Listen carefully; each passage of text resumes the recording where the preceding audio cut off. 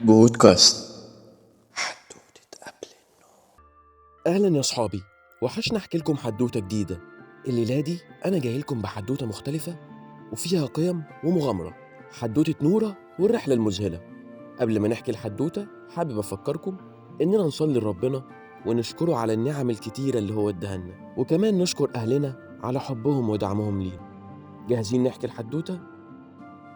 كان يا مكان في سابق العصر والأوان، وما يحلى الكلام إلا بذكر النبي عليه الصلاة والسلام. كانت نورة بنت ذكية وبتحب المغامرة، لكنها في نفس الوقت كانت عنيدة.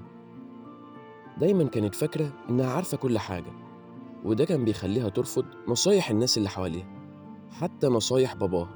وفي يوم اقترح باباها رحلة لقرية بعيد، لكنها رفضت بحجة إنها عارفة العالم أكتر منه. تاني يوم الصبح جهز باباها شنطتها وطلب منها إنها تستعد. نورة ما كانتش متوقعة حاجة زي كده، لكنها قررت إن هي تروح بدافع الفضول. انطلقت الرحلة وسط أجواء مليانة بالإثارة والترقب، وفي الطريق شافت نورة مناظر خلابة، جبال ووديان خضراء، وكمان اتعرفت على عادات القرى الصغيرة. وفي واحدة من القرى وقفت العربية بسبب حيوان كان معترض الطريق، وده خلى نورة وباباها يتعاونوا مع السكان عشان يبعدوا الحيوان ده عن الطريق. كانت دي أول مرة تحس بمتعة العمل الجماعي. ولما وصلوا القرية نورة اتفاجئت بجمالها البسيط، الناس بتشتغل مع بعض وبتتعاون.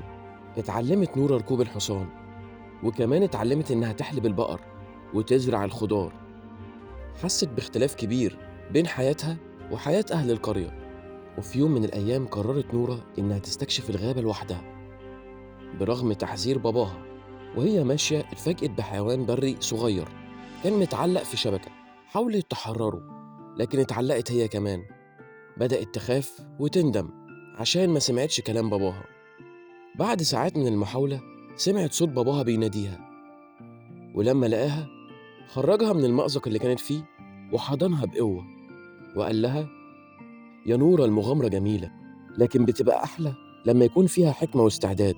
في اللحظة دي نورة أدركت قيمة نصايح باباها. رجعت نورة للقرية وهي بتفكر في طريقة عشان تقدم الشكر لأهلها، وجات لها فكرة جميلة. اقترحت تنظيم يوم عمل جماعي في القرية، بحيث يجتمع الكبار والصغيرين عشان يشاركوا قصصهم ومهاراتهم. كانت الاحتفالية والفعالية دي ناجحة جدا، وخلت أهل القرية يرتبطوا أكتر ببعض. رجعت نورة وباباها للبيت، بس كانت بنت مختلفة. دلوقتي بقت أكتر تواضع ومسؤولية، وقررت إنها توازن بين حبها للاستكشاف واحترام نصايح اللي حواليها.